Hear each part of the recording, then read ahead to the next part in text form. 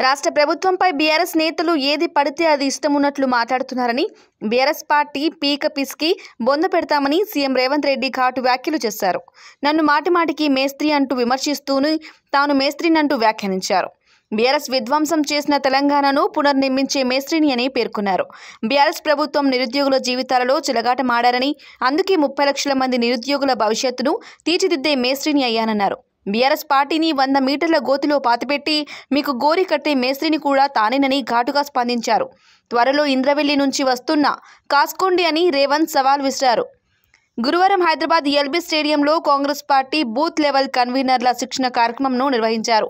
MLC PCC working president Mahesh Kumar Goud ఆధ్వర్యంలో నిర్వహించిన ఈ సమావేశంలో AICC chief Mallikarjuna Kharge, party రాష్ట్ర వ్యవహారాల in charge Deepa Das Munshi, CM PCC chief Revanth Reddy, AICC general secretary KC Venugopal, మంత్రులు, ఎమ్మెల్యేలు పెద్ద సంఖ్యలో బూత్ లెవెల్ ఏజెంట్లు పాల్గొన్నారు. ఈ సందర్భంగా సీఎం రేవంత్ రెడ్డి మాట్లాడుతూ, తాము అధికారంలోకి వచ్చి సరిగ్గా 50 రోజులైనా కాలేదని, అప్పుడే బిల్లా రంగాలు తమపై విమర్శలు చేస్తున్నారని కేటీఆర్, హరీష్ రావుపై రేవంత్ మండిపడ్డారు. దేశంలో ప్రధాని మోదీతో యుద్ధం చేస్తుంటే సందట్లో సడేమియాల లెక్క బిల్లా రంగాలు వీధుల్లో తిరుగుతూ ఎక్కువ తక్కువ మాట్లాడుతున్నారని అన్నారు. పులి బయటకు వస్తుందని అంటున్నారు. రమ్మనండి, మేం కూడా బోను పట్టుకుని రెడీగా ఉన్నామని, పులిని బోన్లో వేసి బొంద పెడతామని వ్యంగ్యాస్త్రాలు విసిరారు. కాంగ్రెస్ పార్టీ దయతోనే తాను సీఎం అయ్యానని, ఓ వ్యవసాయ కుటుంబం నుంచి వచ్చి అత్యున్నత పదవిని పొందానని తెలిపారు. కష్టపడినోళ్లకు కాంగ్రెస్ పార్టీలో ప్రాధాన్యం ఉంటుందని అన్నారు. బీఆర్ఎస్ ఎవరికి పదవులను ఇచ్చిందని రేవంత్ ప్రశ్నించారు. దోచుకున్నోళ్లకు కేసీఆర్ పదవులు ఇచ్చారని వ్యాఖ్యానించారు.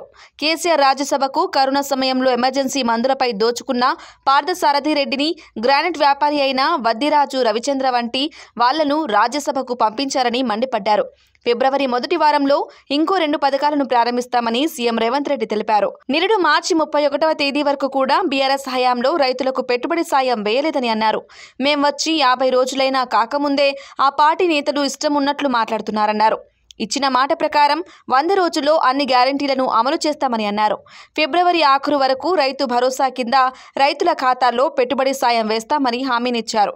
ఇప్పటికే మహాలక్ష్మి గ్యారంటీతో 10.5 కోట్ల జీరో టికెట్లను ఇష్యూ చేశామని, ఆరోగ్యశ్రీ పరిమితిని 10 లక్షల రూపాయలకు పెంచామని తెలిపారు. 3650 రోజులు పాలించిన బీఆర్ఎస్ నేతలు రాష్ట్రాన్ని దివాళీ తీయించారని విమర్శించారు.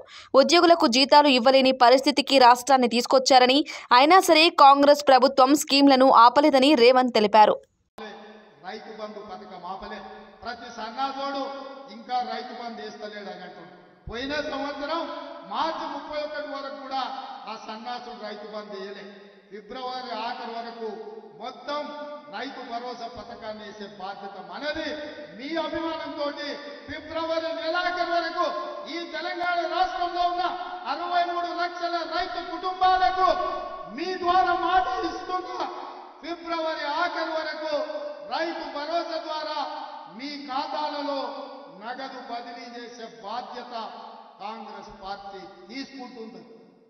కేసీఆర్ కాస్కో నీ ఆట బదలైంది, కొన ఊపిరితో ఉన్నావు, ఆయుధం కూడా నీ పీక విసికే బాధ్యత, నీ పార్టీని పొందబెట్టే బాధ్యత మా వాళ్ళందరూ తీసుకున్నారు. బిల్లా రంగాలు చాలా మాట్లాడుతున్నారు.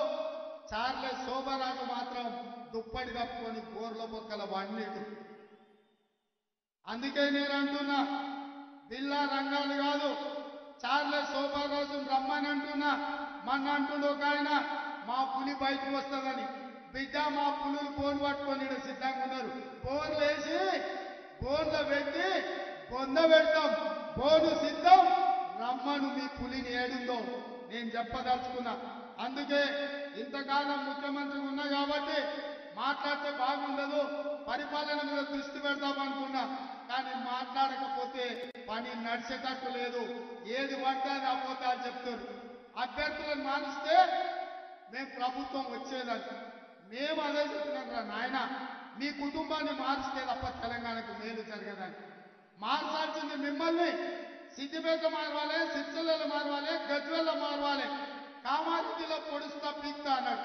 నేను వస్తున్న బిడ్డ నిన్ను ఓడగొట్టా అన్నాడు. కామారెడ్డిలో పోయి కేసీఆర్ ఓడి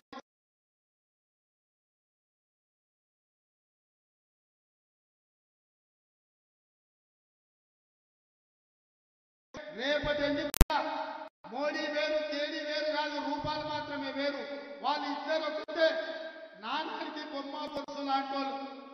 రేపు అప్పితప్ప ఒకటో రెండో కేసీఆర్ గెలిచిన ఢిల్లీకి పోయి మళ్ళీ అవి మోడీకే ఇస్తాడు. ఎందుకంటే మారు పేరగాడు కేసీఆర్, మీకు తెలుసు కదా, మారు పేరగాడు. ఈడ ఒక రూపంలో జమ చేస్తాడు, ఢిల్లీకి పోయి ఇంకొక రూపంలో అమ్ముకుంటాడు. మోడీ కేసీఆర్ వేరు వేరు కాదు, మోడీ మనిషే, మోడీ తాబేదారే. ఈ కేసీఆర్ ఇవాళ మా క్రిస్టియన్ మైనారిటీ, ముస్లిం మైనారిటీ, తెలంగాణ ఉద్యమకారులకు నేను విజ్ఞప్తి చేస్తున్నా, కేసీఆర్ వాడే ప్రతి ఓటు పరోక్షంగా మోడీకి అవుతుంది. బీఆర్ఎస్ కేసే ఓటు మూసీలేసినట్టు అవుతుంది. ఇవాళ ఢిల్లీలో కాంగ్రెస్ జెండా ఎగరాలి, రాహుల్ గాంధీ ప్రధానమంత్రి కావాలి అని అంటే ఈడ 14 ఎంపీలు గెలవాలి. అప్పుడే ఈ దేశంలో మళ్ళీ కాంగ్రెస్ ప్రభుత్వం వస్తుంది. 10 ఏళ్ల నుంచి మోసం చేసిన మోడీని ఓడగొట్టాలి. ఓడగొట్టాలి అంటే మనం అందరం కష్టపడాలి. మరి మనం కష్టపడాలి అని అంటే మీరందరూ సహకరించాలి. మిత్రులారా, సిద్ధమా సిద్ధమా సిద్ధమా? మరి మీ అందరి తరఫున కేసీఆర్ కు, హరీష్ కు, కేటీఆర్ కు సవాలు విసురుతున్నా. వచ్చే వారం నుంచి మొదలు పెడతామా? మొదలైనా కేసీఆర్ కాస్కో నీ ఆట మొదలైంది. కొన ఊపిరితో ఉన్నావు. ఆయుధం కూడా నీ పీక విసికే బాధ్యత, నీ పార్టీని పొందబెట్టే బాధ్యత మా వాళ్ళందరూ తీసుకున్నారు. ఇదే కాదు, మీకందరికీ చెప్తున్నా, మనం ఇచ్చే 6 గ్యారెంటీలు అమలు చేయడానికి గ్రామ గ్రామంలో 5 మందితోటి ఇందిరమ్మ కమిటీలు వేస్తాం. ఇందిరమ్మ కమిటీలలో మీరు ఉంటారు.